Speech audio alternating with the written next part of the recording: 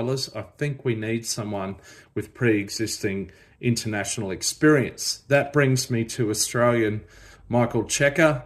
Of course, he's had some success in the past with Stade Francais, then with Leinster. They won their first ever European Champions Cup under him. The Waratahs won their first ever Super Rugby title in 2014 under Cheika.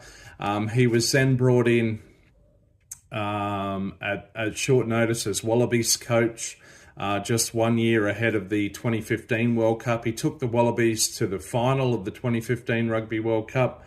He also was their head coach at the 2019 Rugby World Cup, a pretty forgettable campaign there. And then, amongst other things, he coached the Lebanese National Rugby League team at the Rugby League World Cup, and he's been Argentina's head coach, including at the last Rugby World Cup where he took them to semi-final, and he's been Leicester Tigers coach. So a pretty impressive CV, and in many ways Cheika could do well.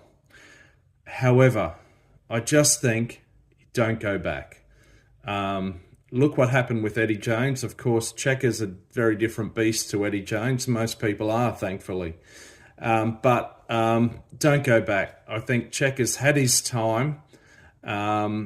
His best days may be behind him as a coach. He had 2 cracks at the Rugby World Cup as head coach of the Wallabies, as well as one as head coach of Argentina.